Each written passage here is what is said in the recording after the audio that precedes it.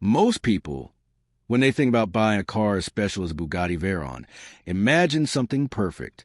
They picture a machine that has been carefully maintained, with a full service history, handled only by experts, and kept in excellent condition. A car like that is not just a vehicle. It is an investment, a collector's item, and a symbol of engineering excellence. But Mark McCann did something very different. Instead of choosing safety and certainty, he chose risk. Instead of buying a perfect hypercar, he bought a broken one, and not just any broken car, but what might be the cheapest Bugatti Veyron available in the world. This decision was not just unusual. It was something most people would never even consider. Buying a non-working hypercar is not like buying a cheap used car. The risks are much higher, the costs are massive, and the problems can be incredibly complex. Mark knew all of this, yet he still went ahead with the purchase. At first glance, the deal seemed like an opportunity that was too good to ignore. Bugatti Veyrons have been increasing in value over the years. When they were first released, some people thought they would lose value over time, just like many other high-end cars. But that did not happen. Instead, the Veyron became a modern classic. It is now seen as one of the most important cars ever built, known for its incredible speed and groundbreaking engineering. Because of this, prices have gone up significantly. Cars that were once available for less than £1 million are now worth much more. So when a Veyron appears on the market for almost half the usual price, it naturally attracts attention. It looks like a bargain, a chance to own something extraordinary at a much lower cost. But in the world of hypercars, a low price usually means one thing. There is a serious problem. And in this case, the problem was not small. This particular Veyron had not been properly driven for over 3 years. It was not simply sitting in a garage, waiting to be used. It had been taken apart. Parts were removed, components were separated, and the car had passed through several different workshops. Each workshop had tried to fix it, but none had completed the job. Work was started, then stopped. Diagnoses were made, then changed. Promises were given, but not fulfilled. By the time Mark bought the car, it was no longer just a broken vehicle. It was a mystery. No one could say for sure what was wrong, what had already been fixed, or what problems still remained. It was a project filled with uncertainty, and every step forward could reveal new challenges. For most people, this would be a clear reason to walk away. But for Mark McCann, it was exactly the kind of challenge he was willing to take. He saw not just the risks, but also the potential. If the car could be repaired successfully, it could be worth far more than what he paid for it. But if things went wrong, the costs could quickly rise out of control. This was not just a car purchase. It was a gamble, and the outcome was far from certain. As Mark McCann began to understand what he had actually bought, one issue quickly stood out above all the others. This was not just a general case of a car needing repair. There was a specific, serious fault that affected one of the most important systems in the entire vehicle, the gearbox. The problem sounded simple at first, but in reality it was anything but. The Bugatti Veyron could not engage reverse gear. In an ordinary car, this might seem like a minor inconvenience. You might think it is just a small issue that can be fixed easily, something that would not cost too much or take too long to repair. But the Veyron is not an ordinary car. It is one of the most advanced machines ever built, and every part of it is designed to handle extreme performance. Because of this, even a small problem can become a very big one. The gearbox in the Veyron is not something you can replace or repair like a normal transmission. It was specially designed to handle the incredible power of the car's engine. The Veyron uses a massive W16 engine with 4 turbochargers, producing around 1,000 horsepower. That kind of power puts enormous stress on every component, especially the transmission. To manage this, the car uses a highly advanced dual-clutch gearbox system. This system relies on precise hydraulic pressure to control gear changes. Inside the gearbox, there are very small channels that carry fluid to different parts, allowing the gears to engage smoothly and quickly. These channels must remain completely clean and clear. Even a tiny blockage can disrupt the system and cause serious problems. That is why the reverse gear issue was so concerning. If the gearbox could not engage reverse, it suggested that something inside was not working correctly. Fixing this was not going to be simple. In fact, Replacing the entire gearbox could cost as much as 300,000 pounds. That amount alone would be enough to make most people give up immediately. But Mark had already committed to the project, and now he had to deal with the reality of the situation. The explanation for the problem, when it was first discovered, seemed almost too simple to be true.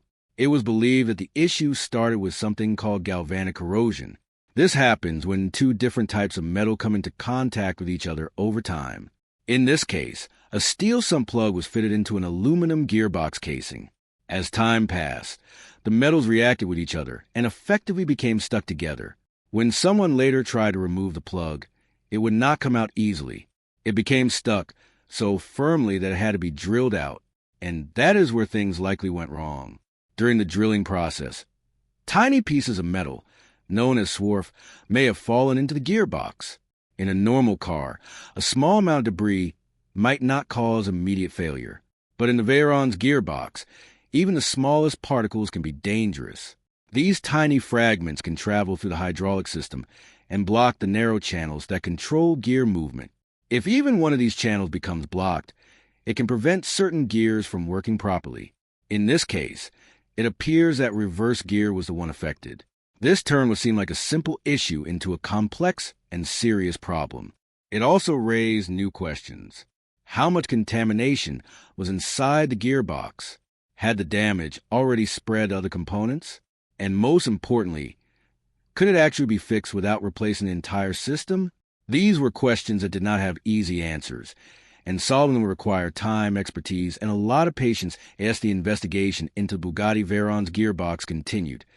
The situation became even more complex than it first appeared. This was not a case where one clear problem could be identified and fixed quickly. Instead, the car already had a history of attempted repairs, and that history made everything hard to understand. At some point before Mark McCann bought the car, the gearbox had already been opened and worked on by a specialist company called Hypercars. According to their explanation, they had found a fault inside the system, a weak reverse solenoid. This small but important component is responsible for helping control the hydraulic pressure needed to engage reverse gear. If it does not work properly, the gearbox may fail to select reverse even if everything else is functioning correctly. Hypercars claimed that they replaced this faulty solenoid and tested the gearbox afterward. They reported that the car was able to move both forward and backward successfully. On the surface, this sounded like good news. It suggested that the problem had already been solved at least once. But this created a new and confusing question. If the gearbox was repaired and working properly at that time, why did the issue return? Something clearly was not adding up.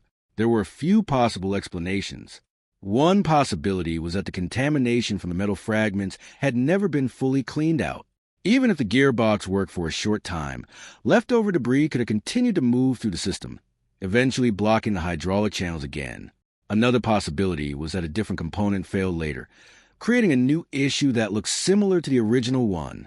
There was also the chance that the earlier repair had not completely fixed the problem in the first place. Without clear and complete records, it was very difficult to know the exact truth. Because of this uncertainty, the decision was made to remove the gearbox once again and send it to another specialist, this time in Holland. This expert approached the job with extreme care and attention to detail. The gearbox was carefully taken apart piece by piece, so that every internal component could be inspected. What they found helped to confirm at least part of the original theory. Inside the gearbox, there were clear signs of contamination. Some of the small hydraulic channels showed partial blockages, which matched the idea that metal particles had entered the system during the earlier drilling process. This explained why the gearbox was struggling to function correctly. However, there was also some good news. The main gears themselves were not badly damaged. There were no broken teeth, no major cracks, and no signs of complete mechanical failure. Structurally, the gearbox was still in decent condition. This meant that a full replacement might not be necessary, which could save a huge amount of money. But the situation was still far from simple. When the clutch assembly was examined, it told a different story. The wear patterns on the clutch were uneven, suggesting that it had not been engaging properly. While it was not completely destroyed, it was not in a condition that anyone would trust for long-term use. Reinstalling a worn clutch in such a complex system would be risky, especially considering how difficult it is to access the gearbox once it is back inside the car. If the clutch failed later, the entire process of removal and repair would have to be repeated, costing even more time and money. Because of this, replacing the clutch became the safest option, even though it added to the overall cost. This is where another major challenge appeared. Bugatti does not operate like most car manufacturers. They do not simply sell parts to anyone who needs them. Instead, they control access to major components very strictly. Official Bugatti service centers can get these parts, but independent specialists often cannot. This creates a serious problem when trying to repair a car like this outside the official network. Without direct access to original parts, specialists are forced to find other solutions. In some cases, this means reverse engineering components and manufacturing them from scratch. This process requires extreme precision, because even the smallest difference in size or shape can cause problems in a system as sensitive as the Veyron's gearbox. Every seal, every gasket, and every clutch plate must match the original design almost perfectly. Even a tiny error can lead to pressure leaks or performance issues. As a result, the repair process becomes much more than a simple fix. It turns into a highly technical project that requires skill, patience, and a deep understanding of how the system works. And even after all of this effort, there is still no guarantee that everything will work perfectly once the gearbox is reinstalled and as the repair process moved forward. It became clear that fixing this Bugatti Veyron was not just about mechanical skill. It was also about working within serious limitations. One of the biggest challenges was a lack of official factory support. Unlike most car brands, Bugatti operates in a very controlled way. They do not freely sell major parts to independent workshops, and they do not provide full technical access to everyone. This means that if a car is not being repaired inside an official Bugatti service center, things can become very difficult very quickly. For Mark McCann's project, this created a situation where the team had to rely heavily on their own knowledge and experience. They could not simply order every part they needed. Instead, they had to carefully study the original components and find ways to recreate them with extreme accuracy. This is not an easy task. The Bugatti Veyron is built to incredibly tight tolerances, meaning every part must fit and function perfectly. Even a difference as small as a few microns can cause problems. In a system like the gearbox, where hydraulic pressure controls everything, a tiny leak or imbalance can lead to serious failure. Because of this, rebuilding the gearbox became more like rebuilding a precision instrument than repairing a normal car part. Every seal, every gasket, and every internal surface had to be measured, checked, and matched as closely as possible to the original design. The specialists working on the gearbox had to take their time, making sure that nothing was rushed and nothing was overlooked. But even if they managed to rebuild everything perfectly, there was still another major problem waiting ahead: testing. Normally, when a gearbox like this is repaired, it will be tested on a special machine before being installed back into the car. This machine, often called a test bench, can simulate real driving conditions. It can apply power, measure performance, and confirm that everything is working correctly under stress. However, for the Bugatti Veyron, this kind of testing is not easily available. The proper test equipment is owned by the manufacturer, and independent specialists usually do not have access to it. This means that there is no way to fully test a gearbox outside the car. The first real test will only happen after everything is put back together and the car is running again. This adds a huge amount of uncertainty. If something is wrong, it will not be discovered until much later, after all the work has already been completed. Reinstalling the gearbox itself is another major task. This is not a simple job that can be done quickly. In fact, it requires a large part of the car to be taken apart. The rear section must be carefully dismantled, with structural components removed to access the drivetrain. Cooling systems have to be disconnected. Wiring must be handled with care, and everything needs to be organized so it can be reassembled correctly later. It is a slow and detailed process, and it must be done with precision. Any mistake during reinstallation could create new problems, adding even more time and cost to the project. And there is always the risk that, after all this effort, the gearbox might still not work as expected. If the reverse gear fails again, the entire process will have to be repeated from the beginning.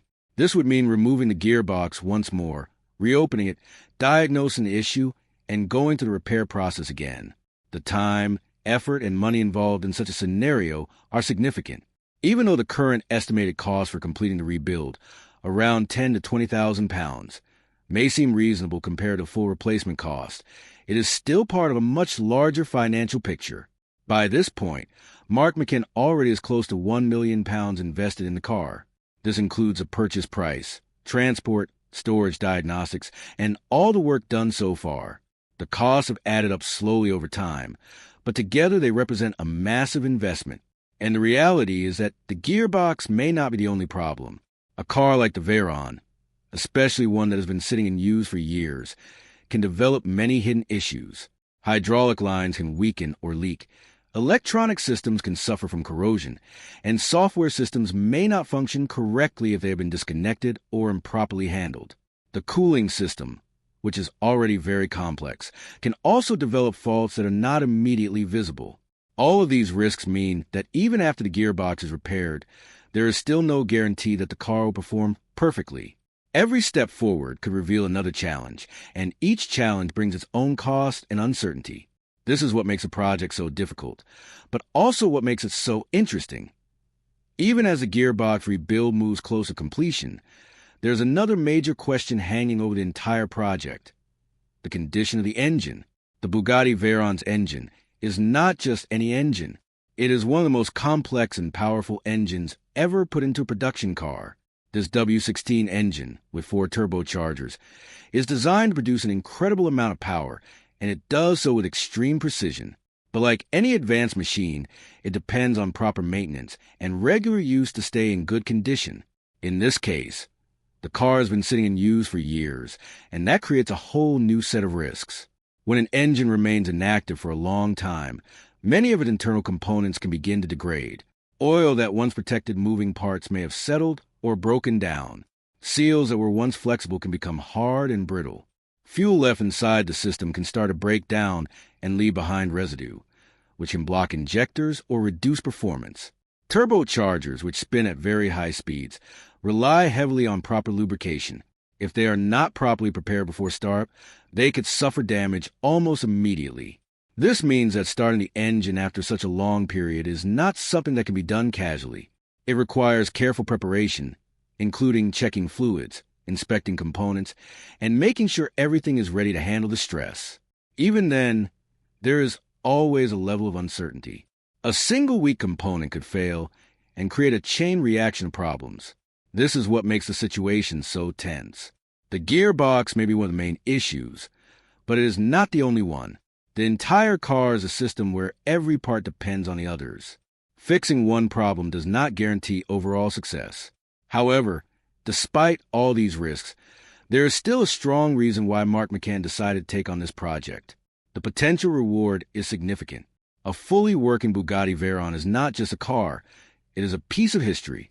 It was the first production car to officially exceed 250 miles per hour, setting a new standard for what was possible in the automotive world. It changed how manufacturers think about speed, performance, and engineering. Owning one is not just about driving fast. It is about owning a machine that represents a major achievement in human innovation. Because of this, the value of the Veyron has remained strong and continues to grow. If Mark can successfully repair the car and document the process properly, it could be worth much more than the total amount he has invested. But money is only part of the story. There is also a personal and emotional side to this project. Taking on such a difficult challenge requires patience, determination, and a willingness to face uncertainty. Large mechanical projects like this can be stressful, progress can be slow, and delays are common. Waiting for parts to be made, waiting for shipping, waiting for answers. These things can test anyone's patience. Every time something goes wrong, it can feel like a step backward. And yet, every small success brings a project closer to completion. For Mark, this is not just about fixing a car. It is about proving that even something as complex as a Bugatti Veyron can be restored outside the official factory system. It challenges the idea that only manufacturers have the ability to maintain these machines. At the same time, there are still concerns about the long-term future of the car. Even if the gearbox is successfully repaired, what happens if another major component fails later? Will the same process of reverse engineering and custom manufacturing be required again? Can independent specialists continue to support a car this complex over time? These are important questions, especially when it comes to resale value. In the world of hypercars, history matters a lot. Buyers often prefer cars that have been serviced and maintained by official dealers. Even if the work done by independent specialists is of high quality, the perception can still affect how much the car is worth. This adds another layer of risk to the project. If everything goes perfectly, Mark could end up with a fully functional Veyron that is worth more than what he paid. But if problems continue, the financial advantage could quickly disappear. In the end, the project is balanced between risk and reward, between hope and uncertainty. And as the moment of truth approaches, everything depends on whether the car will finally come back to life as it should. After months of effort, countless hours of work, and a huge financial investment, everything now leads to one single moment. The moment when the Bugatti Veyron will finally be tested again. This is a stage where all the theories, repairs, and careful planning will face reality. The rebuilt gearbox will return from the specialist, carefully prepared and ready to be installed back into the car. The installation process itself will be slow and precise. Every component must go back into place exactly as it should. Fresh fluids will be added, hydraulic systems will be carefully filled and cleared of air, and electronic controls will be checked and calibrated. Nothing can be rushed at this stage. Even the smallest mistake could undo all the progress made so far. As the final connections are completed, the car will slowly come back together. What was once a dismantled project, spread across boxes and workshops, will again take the shape of a complete machine. But even at this point, there is no certainty. Everything may look correct on the outside, but the real test lies within the system. When the time comes to start the engine, it will not just be about hearing it run. It will be about how the entire car responds. Systems that have been silent for years will suddenly come to life. Pumps will begin to move fluids. Sensors will send signals, and electronic systems will try to communicate with each other. It is a delicate moment where everything must work together perfectly. But surprisingly, the most important test will not involve speed, power, or performance. It will be something much simpler. The true test will come when the driver moves the selector into reverse gear. This small action will answer one of the biggest questions of the entire project. If the gearbox has been repaired correctly, the car should respond smoothly. It should engage reverse without hesitation and begin to roll backward as expected. If that happens, it will be a huge moment of relief. It will mean that the main issue, the problem that caused so much uncertainty, has finally been solved. Years of doubt, failed attempts, and unanswered questions will suddenly come to an end. The project will shift from being a risky gamble to a successful recovery. From that point on, the focus can move to fine-tuning the car, improving small details, and making sure everything works as it should. But there is also the other possibility. If the gearbox does not respond, if warning lights appear, or if reverse still fails to engage, then everything changes. In that moment, all the work done so far will be called into question. The project will return to a state of uncertainty, and the process may have to begin again. The gearbox would need to be removed once more, inspected again, and possibly rebuilt again. This would mean more time, more cost, and more frustration. It would also raise serious concerns about whether the problem can truly be fixed without full